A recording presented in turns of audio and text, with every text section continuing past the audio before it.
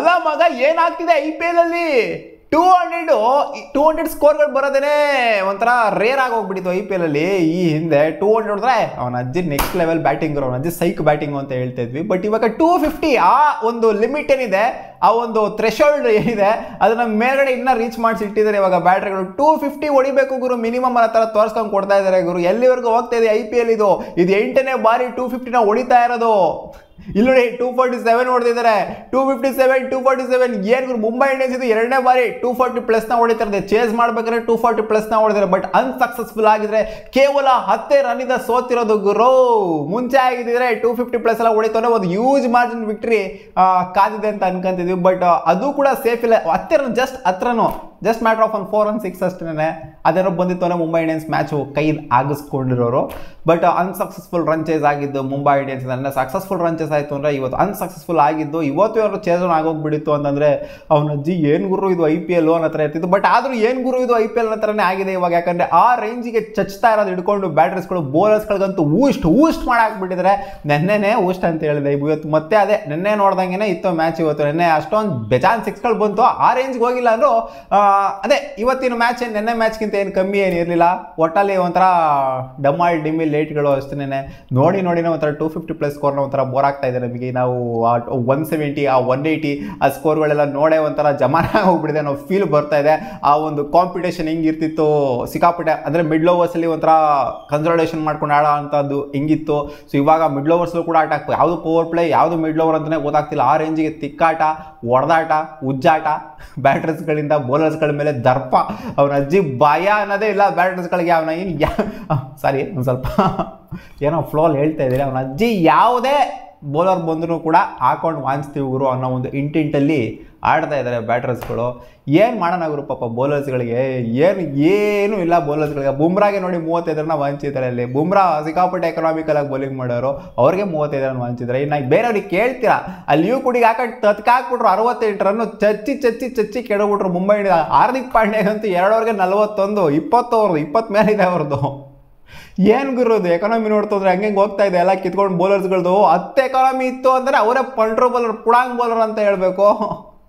ಆ ಥರ ನಡೀತಾ ಇದೆ IPL. 257 ಫ್ರೇಸರ್ ಏನು ಗುರು ಕೊಟ್ಟಿದ್ದು ಪವರ್ ಪ್ಲೇಲಿ ಚಚ್ಚಿ ಇಟ್ಬಿಟ್ರಲ್ಲ. ಇನ್ನೊಂದು ಕಡೆ ಅಭಿಷೇಕ್ ಪುರ ಸೈಲೆಂಟಾಗಿ ಒಂದು ಎಂಡಲ್ಲಿ ನಿಂತ್ಕೊಂಡು ನೋಡ್ತಾವ್ರೆ. ಈ ಕಡೆ ಫ್ರೇಸರ್ ಹಾಕೊಂಡು ಚಚ್ತಾವ್ರು ಒಂದು ಎಂಡಿಂದ. ಒಂಥರ ಸಿಂಗಲ್ ಆ್ಯಂಡ್ ಡಾಮಿನೇಷನ್ ಅಂತ ಹೇಳಬೇಕು. ಫ್ರೇಸರ್ ಆ ರೇಂಜಿಗೆ ಚಚ್ಚಿದ್ರೆ ಪವರ್ ಪ್ಲೇಲಿ ಎಲ್ಲಿ ಗುರು ಸ್ಕೋರ್ ತಗೊಂಡೋಗ್ಬಿಟ್ರು. ಪವರ್ ಪ್ಲೇಲಿನೇ ಎಲ್ಲೋ ಹೊರಟೋಗ್ಬಿಡ್ತು ಸ್ಕೋರು. ಅಲ್ಲಿಂದ ಅದನ್ನ ಕಂಟಿನ್ಯೂ ಮಾಡಬೇಕಾಗಿತ್ತು ಅಷ್ಟೇ. ಶಾಯ್ ಓಪರ್ ಬಂದ್ಬಿಟ್ಟದನ್ನ ಕಂಟಿನ್ಯೂ ಮಾಡಿದ್ರು.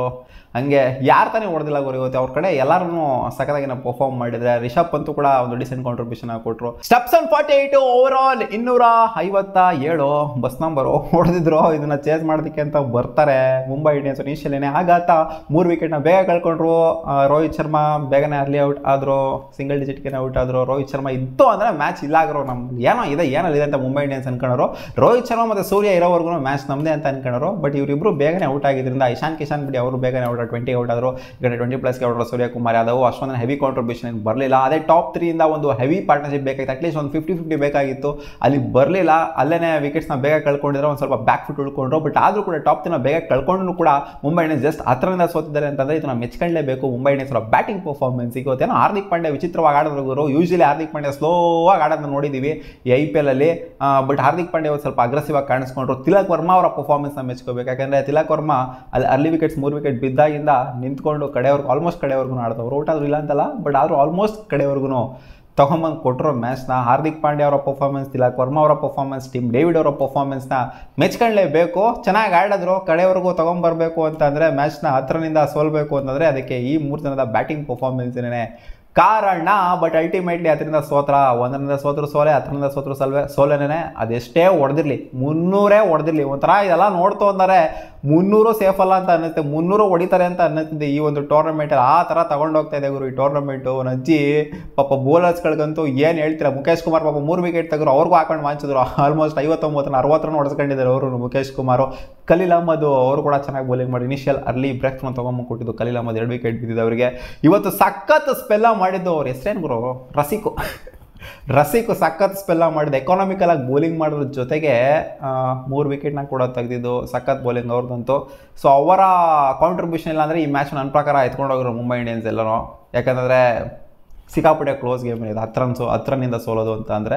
ಸೊ ನಿಮಗೆ ಏನು ಅನ್ನಿಸ್ತು ಗುರು? ನಮಗೆ ಫಸ್ಟು 250+ ಇದೆಲ್ಲ ಹೊಡಿತು ಅಂದ್ರೆ ಏನು ಗುರು ಇದು ಹಿಂಗೆ ಅನ್ನೋ ಥರ ಫೀಲ್ ಆಗ್ತಿತ್ತು. ಬಟ್ ಇವಾಗ ಪದೇ ಅವ್ರು ಹೊಡೆದು ನಮಗೆ 250 ಹೊಡೆದೋದ್ರೆ ಇದೇನೋ ಫೀಲ್ ಬರ್ತಿಲ್ಲ ಅನ್ನೋ ಥರನೇ ಆಗೋಗ್ಬಿಟ್ಟೈತೆ, ಮಜಾ ಬರ್ತಿಲ್ಲ ಅನ್ನೋ ಥರನೇ ಆಗೋಗ್ಬಿಟ್ಟಿದೆ. ಬಟ್ ಆದ್ರೂ ಎಂಟರ್ಟೈನಿಂಗ್ ಆಗಿತ್ತು ಇನ್ನಿಂಗ್ಸು. 300 ನಾವು ನೋಡ್ತಾ ಇದೀವಿ.